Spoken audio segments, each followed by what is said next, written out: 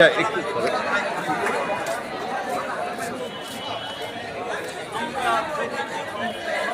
তারেক রহমান আমাদের রাজনৈতিক বৈভব তার নির্দেশনায় আজকে জাতীয়তাবাদী যুবদল, জাতীয়তাবাদী স্বেচ্ছাসেবক দল এবং ছাত্র দলের যৌথ উদ্যোগে আজকের এই কর্মসূচি এই কর্মসূচি রয়েছেন জাতীয়তাবাদী যুবদলের মহানগর কমিটির নেতৃবৃন্দ এবং 30টি ওয়ার্ডের সুপারভাইজার যারা নেতৃত্ব দেয় সেই নেতৃবৃন্দ এবং সেই সঙ্গে স্বেচ্ছাসেবক দলের মহানগর কমিটি এবং মহানগর স্বেচ্ছাসেবক দলের ওয়ার্ড পর্যায়ের সুপারভাইজার নেতৃবৃন্দ, ছাত্র দলের মহানগর কমিটি এবং বিভিন্ন ওয়ার্ড এবং বিভিন্ন কলেজ এবং বরিশাল বিশ্ববিদ্যালয়ের নেতৃবৃন্দ এখানে উপস্থিত রয়েছেন। এখানে সুপার 5 বিষয়টা কি? সুপার 5 অর্থাৎ হলো যেহেতু আমাদের এই আসন সংখ্যা সীমিত, সেই ক্ষেত্রে আমরা এখানে সবাইকে আসন দিতে পারবো না। অর্থাৎ পদ পদবিতে যারা আমাদেরকে যারা প্রেসিডেন্ট সেক্রেটারি, সাংগঠনিক সম্পাদক, সিনিয়র ভাইস প্রেসিডেন্ট এবং যুগ্ম সম্পাদক এখানে আমরা তাদেরকে সুপার 5 গণ্য করে থাকি। মানে এই 5 জনকে গুরুত্ব দিচ্ছেন। আচ্ছা, ধন্যবাদ। চেয়ারম্যান জনাব তারেক রহমান চাচ্ছেন বাংলাদেশের মানুষ এই যে 17 বছর যে অমানবিক নির্যাতনের শিকার হয়েছে তা থেকে বেরিয়ে আসতে, এবং সেই জন্য দলের সকল পর্যায়ের নেতাকর্মীদেরকে একটি বাইন্ডিং দিয়ে দিচ্ছে, মহড়া বা কোনো ধরনের অশুভ আচরণ করতে পারবেন না। এটা আমরা পজিটিভলি নিয়েছি এবং আমরা মনে করি জনগণের দল বাংলাদেশ জাতীয়তাবাদী দল, এই দল জনগণের সাথে থাকবে এবং আগামী নির্বাচন আমরা বিজয় অর্জন করতে পারি সে লক্ষ্যে কাজ করে যাব। বলা যায় অনেক বছর পর বরিশালে বিএনপির 3টি অঙ্গ সংগঠন একসাথে কোনো অনুষ্ঠানে একত্রিত হয়ে যুবদল, ছাত্রদল ও স্বেচ্ছাসেবক দলের নেতাকর্মীরা জড়ো হয়েছেন বরিশালের শিল্পকলা একাডেমি মিলনায়তনে। যৌথ কর্মী সভায় নেতাকর্মীদের দিক নির্দেশনা দেবেন কেন্দ্রীয় নেতারা, আর কেন্দ্রীয় নেতারা এসেছেন সরাসরি দলের ভারপ্রাপ্ত চেয়ারম্যান তারেক রহমানের পক্ষ থেকে।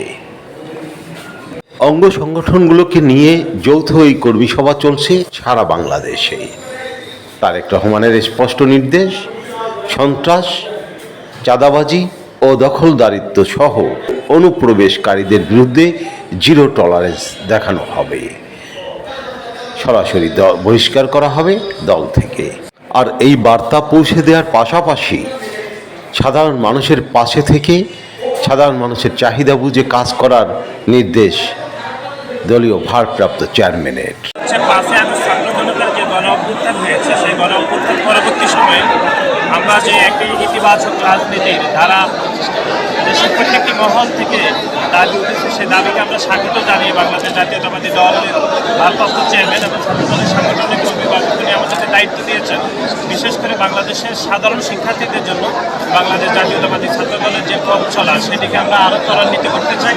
একই সাথে সাথে একটি সাম্য, মানবিক এবং কল্যাণমুখী রাষ্ট্র নির্মাণে বাংলাদেশ জাতীয়তাবাদী দল বিএনপি এবং বাংলাদেশ জাতীয়তাবাদী ছাত্র দলের যে পথ চলা সেটির সাথে বাংলাদেশের সাধারণ শিক্ষার্থীদেরকে আমরা অংশীদার করতে চাই।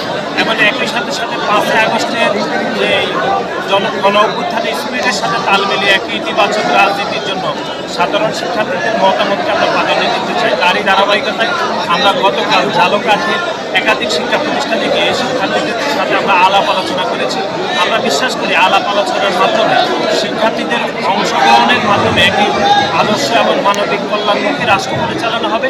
পরিবর্তন এবং আগামী সম্ভাবনাময় বাংলাদেশ গড়তে আমাদের অভিভাবক জনাব তারেক রহমানের নির্দেশে 3 সংগঠনের যৌথ এই কর্মী সভার মূল উদ্দেশ্য হচ্ছে আমরা কীভাবে ভবিষ্যৎ বাংলাদেশ গড়ব সে সম্পর্কে তৃণমূলের মতামত এবং সেন্ট্রালের কিছু মেসেজ আছে সেগুলো তৃণমূলকে ডেলিভার করা, এটাই হচ্ছে আমাদের মূল উদ্দেশ্য।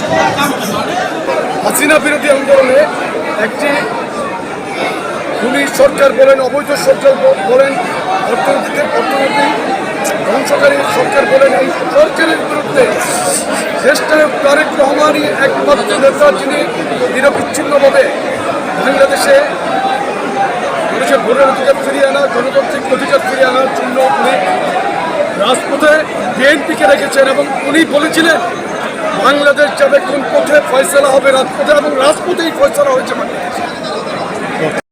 বরিশাল মহানগরের যুবদল, স্বেচ্ছাসেবক দল ও ছাত্র দলের ওয়ার্ড ও কলেজ বিশ্ববিদ্যালয়ের নেতাকর্মীরা এই যৌথ কর্মী সভায় অংশগ্রহণ করেন। আরিফ আহমেদ, বরিশাল।